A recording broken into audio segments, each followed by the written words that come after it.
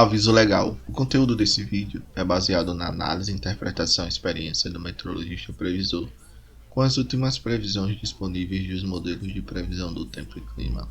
Qualquer uso da opinião expressa sobre os previsores do tempo e clima neste vídeo para a tomada de decisão de terceiros exime o meteorologista previsor da responsabilidade sobre a mesma. Analisem e usem as informações com cuidado. Quer ajudar esse projeto? Veja a descrição do vídeo. Olá pessoal, vamos dar uma olhada agora nas nossas previsões de hoje, dia 14 de abril de 2021. Então, olhando bem o que ocorreu nos últimos 3 dias, entre os dias 12, 11 e 10, nós vemos que toda essa região aqui mais central do país realmente está apresentando um tempo seco bem definido. Aqui na região sul volta a chover um pouco, mas também nada tão significativo a ponto de mudar o estado atual, das vazões na região, mostrando que o sul ainda deve continuar seco ao longo dos próximos dias. E os grandes totais pluviométricos realmente ainda estão se concentrando mais nessa faixa norte, entre a região norte do país e entre aqui a parte mais norte do nordeste brasileiro, chegando a atuar até um pouco aqui sobre a costa leste do nordeste. Tanto para o observado, na verdade, do dia 12, como também para o acumulado de 3 dias, entre os dias 12, 11 e 10 desse mês. Então, isso é devido principalmente pela atuação daquele sistema de alta pressão aqui na região mais central do país.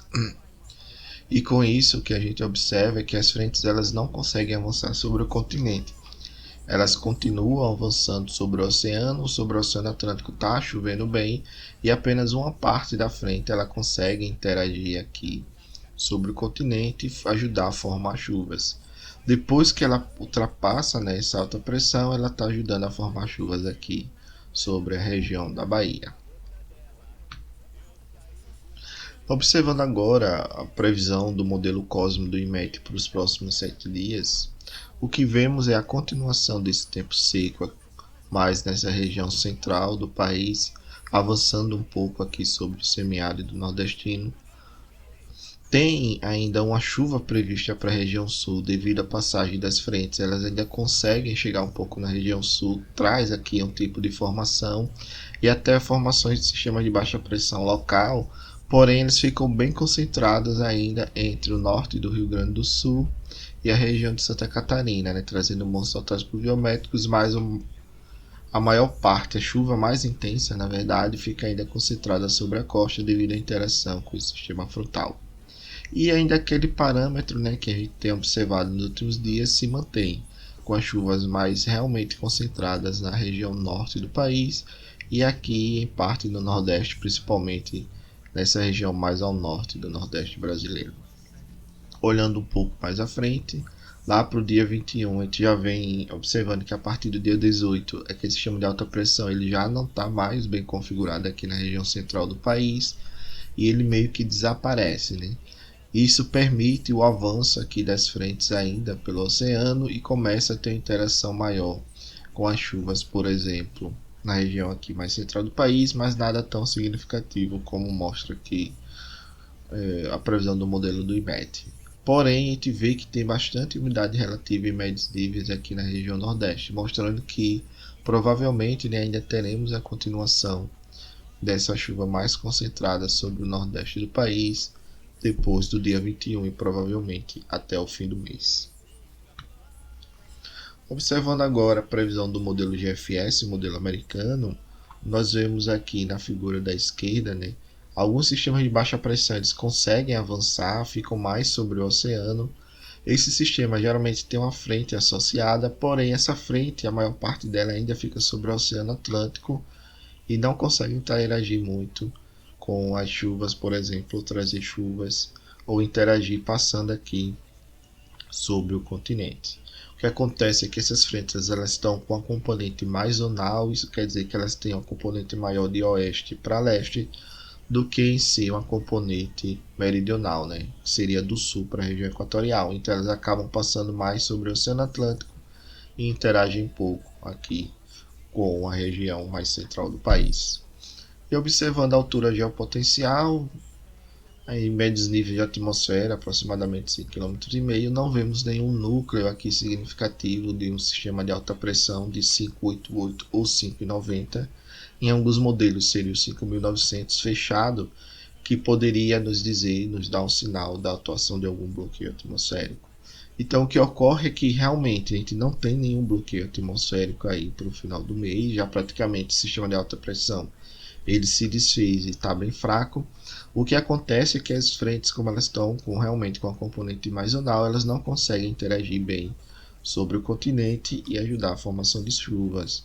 Além disso, nós estamos, né, na própria sazonalidade do período seco, então a gente está caminhando agora. Saiu do verão, que seria o período mais chuvoso dessa região mais central do país, né, sudeste, centro-oeste. Agora nós estamos indo para o período seco, começa a ter a redução de chuvas bem significativas, e no período seco as chuvas elas se concentram mais na região sul e também aqui mais sobre o norte do país. Então acompanhar para ver o que vai acontecer, mas a tendência é que essa região mais central do país continue seca aí ao longo dos próximos meses. Observando agora essa figura da esquerda, a previsão de chuvas aí do modelo americano de GFS, vemos que as frentes elas passam, mas elas têm uma interação maior sobre o oceano do que em si sobre o continente. Então tem uma formação de chuva sobre o continente, mas nada tão significativo. Lá para o dia 28 tem a entrada dessas frentes também, mas também nada significativo, e só mantém as chuvas um pouco na região sul e também ali uma manutenção de chuvas ainda na região nordeste. Essa aí é frente que avança, chega dia 21 na região nordeste, mantém uma chuva lá, principalmente pela interação com a Z-City, e esse é o parâmetro que nós vemos ao longo dos próximos dias. Tem agora a frente que avança a partir do dia 17, essa frente avança, não interage muito na região central, volta a chover aqui em Minas Gerais, mas a maior interação realmente é até o dia 23, 24 sobre a região nordeste, pegando bem a Bahia.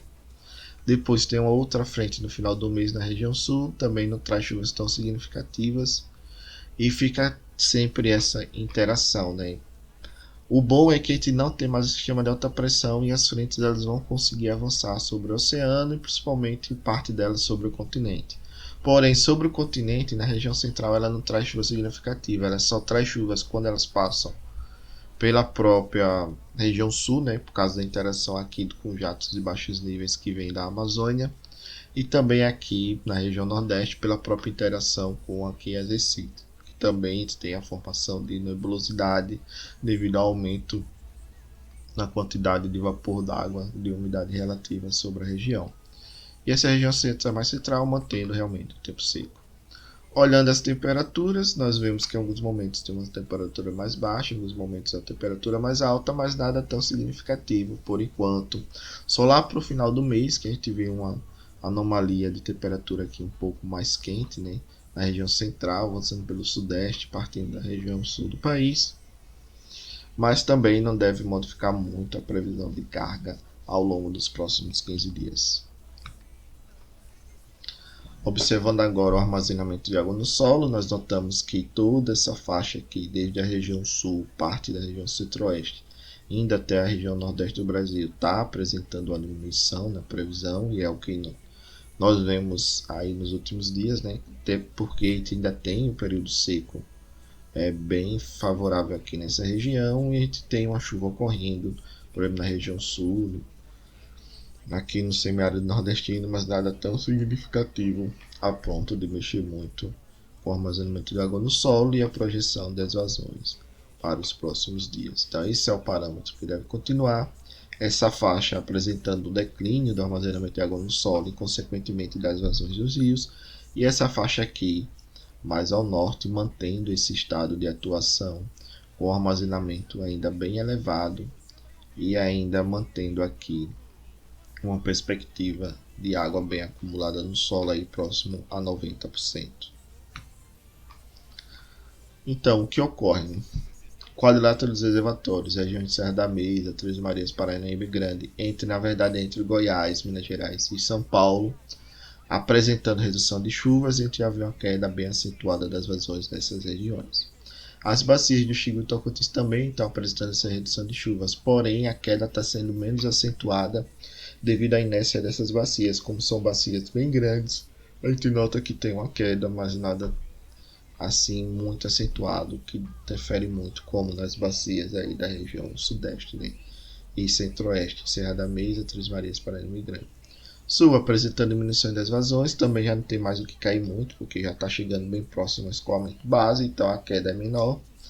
E devido principalmente à região ter apresentado tempo seco ao longo dos próximos dias e também dos dias anteriores.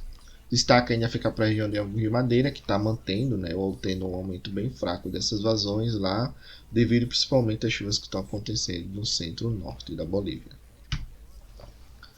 Observando agora que os modelos que o ONS trabalha, tanto o modelo europeu, o ETA 40, como o GEFS, ele está mostrando aqui um padrão bem semelhante, né, principalmente o ETA e o GEFS, o modelo europeu, o SMWF e o GEFS mostrando um padrão bem semelhante, com a chuva bem pouca aqui, né, pouca chuva realmente, nessa região mais central do país, na região sul e avançando aqui sobre parte do nordeste do Brasil.